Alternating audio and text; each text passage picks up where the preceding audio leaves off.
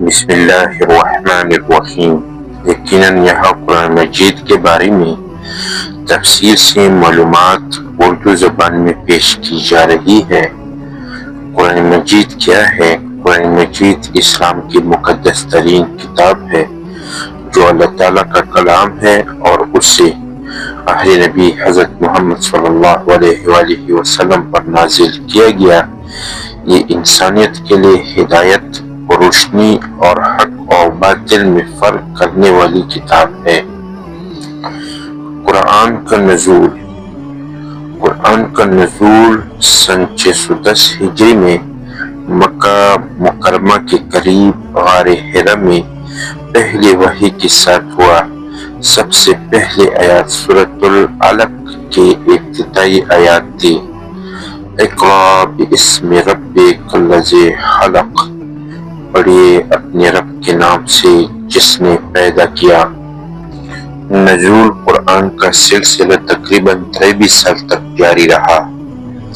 13 سال مکہ مکرمہ میں مکی صورتیں، 10 سال مدینہ منورہ میں مدنی صورتیں۔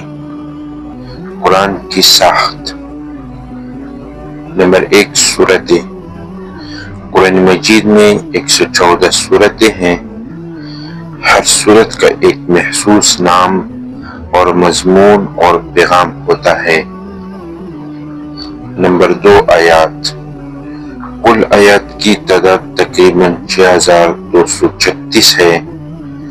کچھ گنتی میں فرق قرائت کے طریقے کے بنا پر ہوتا ہے۔ نمبر 3، پارے۔ قرآن مجید کو 30 پاروں جزوں میں تقسیم کیا گیا ہے تاکہ پڑھنے اور حفظ کرنے میں آسانی ہو۔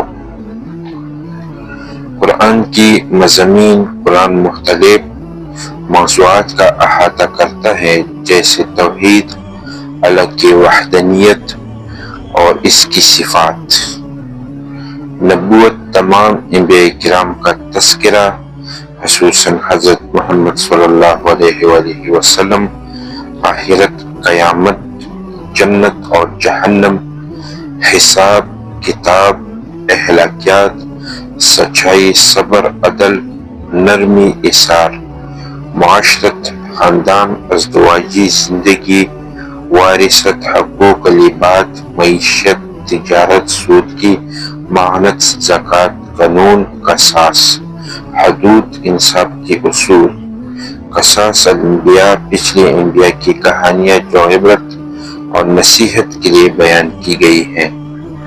قرآن کا مقصد انسانوں کو اندھیروں سے نکال کر نور کی طرف لانا ہے۔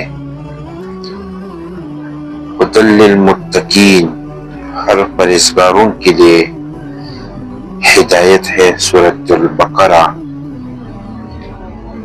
قرآن کے ترجمے اور تفسیر۔